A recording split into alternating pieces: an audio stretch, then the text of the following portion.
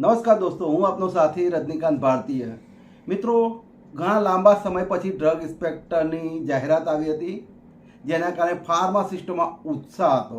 કારણ કે drug ઇન્સ્પેક્ટરની post એક ક્રીમ પોસ્ટ કહેવાય છે અને એની લાંબા સમયથી તૈયારી કર્યા બાદ લેખિત પરીક્ષામાં સારા માર્ક્સ મેળવીને મૌખિક પરીક્ષા માટે એલિજિબલ થયેલા લોકોની મૌખિક પરીક્ષા જીપીએસસી દ્વારા લેવાય અને એમાં સારા માર્ક્સ મેળવી અને ડ્રગ ઇન્સ્પેક્ટર માટે સિલેક્ટ થયા છે અને આ પરિણામ જીપીએસસી દ્વારા જાહેર કરવામાં આવ્યું છે. ત્યારે ડ્રગ ઇન્સ્પેક્ટર તરીકે સિલેક્ટ થનાર તમામ યુવાનોને જીપીએ તરફથી ખૂબ ખૂબ અભિનંદન.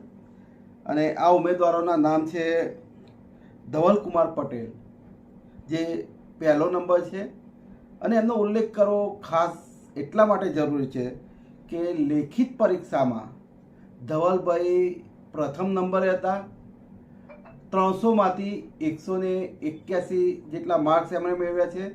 સાથે સાથે મૌખિક ઇન્ટરવ્યૂમાં પણ 31 માર્ક્સ એટલે 100માંથી 62 માર્ક્સ મેળવવામાં સફળ થયા છે. અને એમનું ટોટલ મેરિટ વેઇટેજ જે છે 61.07 છે. અને એ બતાવે છે કે ધવલભાઈએ ડ્રગ ઇન્સ્પેક્ટરની પરીક્ષા માટે કેટલી મહેનત કરી છે. કારણ કે ડ્રગ ઇન્સ્પેક્ટરનું જે પેપર હતું લેખિત પરીક્ષામાં એ ખૂબ જ મુશ્કેલ હતું અને એમ છતાંય 300માંથી 181 માર્ક્સ લાવ્યા છે. એ ખૂબ જ મોટી વાત છે. ધવલભાઈને ખૂબ ખૂબ અભિનંદન આપું છું. સાથે સાથે જે બીજા ઉમેદવારો સિલેક્ટ થયા છે એમાં છે સંજયસિંહ ભાટી, વિનયકુમાર પટેલ, વિશાલકુમાર રૂપાપરા, રાજ ભટ્ટ, દિનેશભાઈ પટેલ, નીલ દવે, ગયા પ્રસાદ ઉપાધ્યાય, રોનક કુમાર પુરાણી, પ્રકાશ કુમાર ચૌધરી, સુરભીબેન દેસાઈ, હેતાંગીબેન ચૌહાણ, પ્રતિકભાઈ માંગુકિયા, પૂર્વેશ કુમાર મકવાણા, ધરાનંદ બોરખતરિયા, અક્ષય કુમાર અડિયલ, લાખાભાઈ બાવા, નિલેશ કુમાર વારુ, દ્રષ્ટિબેન પટેલ, પિનલબેન વાવિયા, ક્રિશિકાબેન મેવાડા,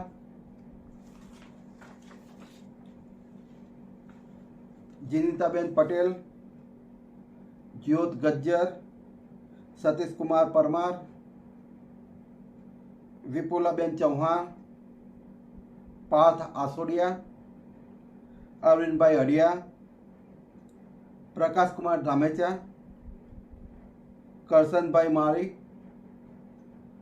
જીલ ગામિત અને દર્શિતાબેન બાથા. આટલા ઉમેદવારો ડ્રગ ઇન્સ્પેક્ટર તરીકે સિલેક્ટ થયા છે અને ટૂંક સમયમાં અમને એપોઇન્ટમેન્ટ લેટર પણ મળી જશે. ત્યારે આ તમામ ફાર્માસિસ્ટોને એમની મહેનત બદલ ખૂબ ખૂબ અભિનંદન પાઠવું છું અને એ આશા રાખું છું કે ડ્રગ ઇન્સ્પેક્ટર બન્યા પછી જ્યારે નવી પેઢી ડ્રગ ઇન્સ્પેક્ટર તરીકે આવી રહી છે ત્યારે જે જૂની પરંપરા ચાલી રહી છે એમાં કંઈક સુધારો આવશે અને આ નવી પેઢી કંઈક નવી સોચ સાથે વ્યવસ્થિત રીતે કામ કરશે. જે ભ્રષ્ટાચારથી ફૂડ એન્ડ ડ્રગ વિભાગ ખદબદી રહ્યું છે ત્યારે સિસ્ટમનો હિસ્સો બનવાની જગ્યાએ આ યુવાનો સિસ્ટમથી અલગ રહી અને કંઈ નવો ચીલો ચાતરશે. સાથે જે ફાર્માસિસ્ટોનું ભવિષ્ય અંધકાર બન્યું છે એ પોતાને મળેલા પાવર દ્વારા એમાં સુધારો લાવશે. ફાર્માસિસ્ટો પ્રગતિ કરે, આર્થિક રીતે સમૃદ્ધ થાય એ દિશામાં કામ કરશે એવી આશા પણ હું રાખું છું અને ઉજ્જવળ ભવિષ્યની કામના કરું છું. હવે જીપીએસસી જ્યારે એક્ઝામ લેતું હોય ત્યારે એ વિવાદમાં ના આવે એવું ભાગ્યે જ બને. એમાં પણ લેખિત પરીક્ષા તો ઠીક છે, પણ મૌખિક ઇન્ટરવ્યૂ હંમેશા વિવાદમાં રહ્યા છે. પરંતુ આ વખતે મૌખિક ઇન્ટરવ્યૂની શરૂઆતમાં જ બધો ભાંડો ફૂટી ગયો. એમાંના એક તજજ્ઞ સરદાર ધામમાં યોજાયેલા મોક ઇન્ટરવ્યૂમાં હાજર હતા. એ બહાર આવતા જીપીએસસીએ એમને પેનલમાંથી હટાવી દીધેલા જેના કારણે આ ડ્રગ ઇન્સ્પેક્ટરની મૌખિક ઇન્ટરવ્યૂમાં કંઈ ઘાલમેલ થાય અથવા કંઈ ખોટું થાય એવી સંભાવના ઓછી હતી, કારણ કે જીપીએસસીને આ મૌખિક ઇન્ટરવ્યૂમાં શરૂઆતમાં જ જ્યારે ખોટું થયાનું બહાર આવી ગયું ત્યારે નિષ્પક્ષ રીતે ઇન્ટરવ્યૂ થાય અને પોતાની ઇમેજ બચાવવા પ્રયત્ન કરવો જરૂરી હતો. અને એ જ્યારે મૌખિક ઇન્ટરવ્યૂમાં માર્ક્સ મૂકેલા જોઈએ ત્યારે આપણને અંદાજ આવી જાય કે આ પરીક્ષામાં કોઈ ખોટું થયું નથી. ડ્રગ ઇન્સ્પેક્ટર જે મૌખિક માર્ક્સ મૂકવામાં આવ્યા છે એમાં કોઈ ભેદભાવ કરવામાં આવ્યો નથી, એ આપણને સ્પષ્ટ જણાઈ આવે. પરંતુ જ્યારે ત્રીજું પેજ ખોલીએ ત્યારે આપણને થાય કે જીપીએસસી હોય અને વિવાદ ના હોય એવું ક્યારેય ના બને, કારણ કે ત્રીજા પેજ ઉપર જે અનસક્સેસફુલ કેન્ડિડેટ છે એમની યાદી જોઈએ તો 10મા અને 11મા નંબરના ઉમેદવાર છે. 10મા નંબરે છે દિશાંતભાઈ બલવંતસિંહ સુરાણા અને 11મા નંબરે છે મધુસૂદન પ્રાગજીભાઈ પટેલ. આ બંને ઉમેદવારનો ઉલ્લેખ એટલા માટે કરું છું કે એમાંથી મધુસૂદનભાઈ છે એ લેખિત પરીક્ષામાં બીજો નંબર હતા અને દિશાંતભાઈ સુરાણા એ લેખિત પરીક્ષામાં ત્રીજા નંબરે હતા. મધુસૂદનભાઈના લેખિત પરીક્ષામાં 29 માર્ક્સ હતા, એટલે 50% લેખે 29 માર્ક્સ, એટલે એમણે 300માંથી લગભગ 174 માર્ક્સ મેળવ્યા છે. પરંતુ મૌખિક પરીક્ષામાં તજજ્ઞો દ્વારા એમને માત્ર 18.5 માર્ક્સ આપવામાં આવ્યા છે, એટલે કે 100માંથી 37 માર્ક્સ આપવામાં આવ્યા છે.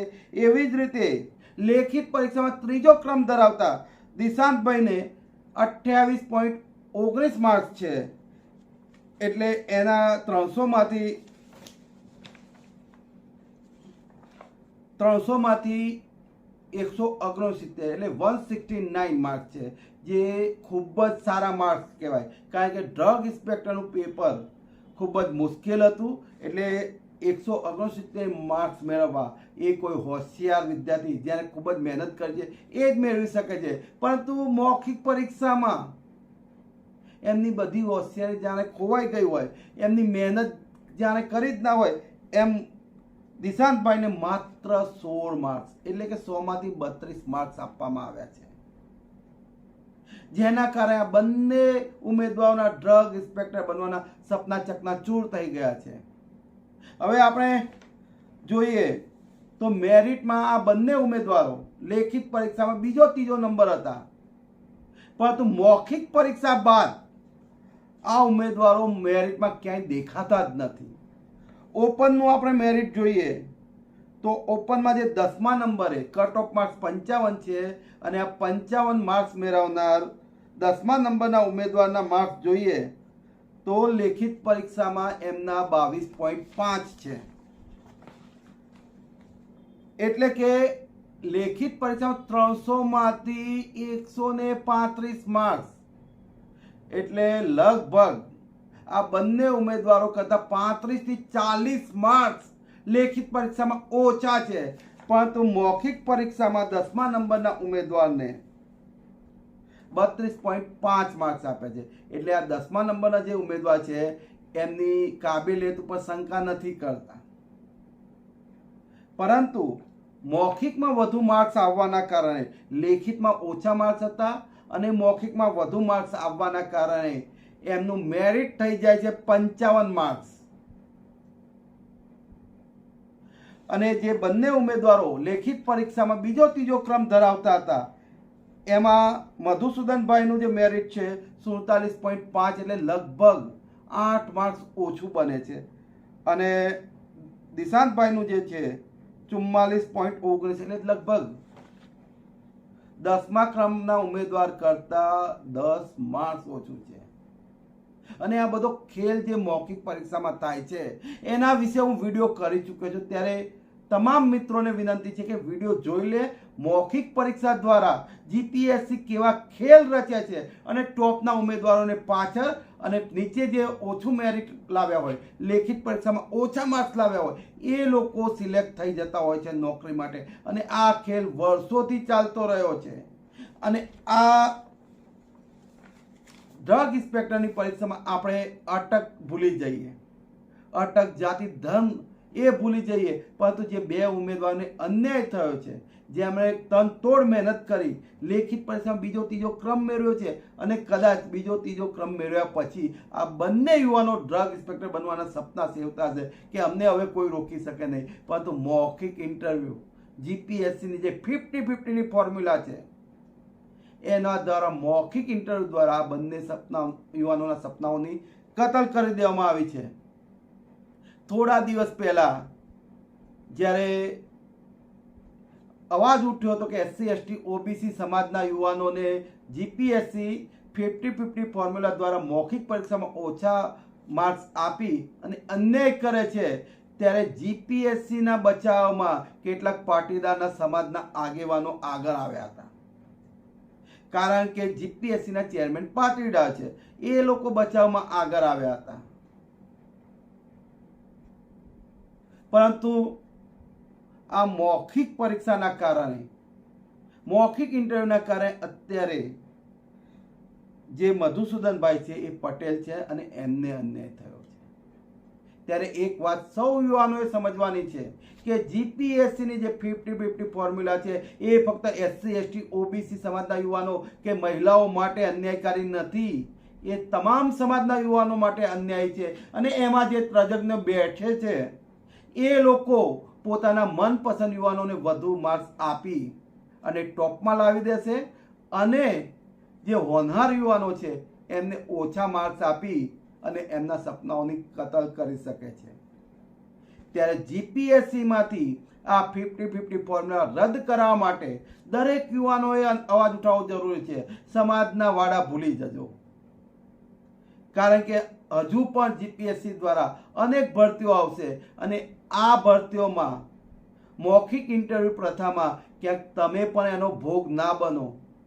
ત્યારે અત્યારથી અવાજ ઉઠાવી અને આ ઇન્ટરવ્યૂ પ્રથા રદ કરાવવી જરૂરી છે. એક બાજુ સુપ્રીમ કોર્ટના ચુકાદાઓ એમ કહે છે કે સરકારી ભરતીઓમાં 12.5% વધુ મૌખિક પરીક્ષાનું વેઇટેજ ના હોવું જોઈએ, જ્યારે બીજી બાજુ જીપીએસસી 50% જેટલું વેઇટેજ મૌખિક પરીક્ષાને આપી અને યુવાનોના સપના ચૂર ચૂર કરી રહી છે. ત્યારે એક બાજુ તો મને ખુશી છે કે મારા ઘણા ફાર્માસિસ્ટ ભાઈઓ જેમણે ડ્રગ ઇન્સ્પેક્ટર બનવા તનતોડ મહેનત કરી છે એ લોકો સિલેક્ટ થયા છે, એની ખુશી છે. પરંતુ બે હોનહાર વિદ્યાર્થીઓ, બે હોનહાર ફાર્માસિસ્ટોને 50-50 ફોર્મ્યુલા દ્વારા જીપીએસસીએ અન્યાય કરી અને એમના સપના તોડી નાખ્યા છે ડ્રગ ઇન્સ્પેક્ટર બનવાના. તો એ દુઃખ પણ છે, પણ આ દુઃખની અસર તમારા સુધી પહોંચે એ જરૂરી છે.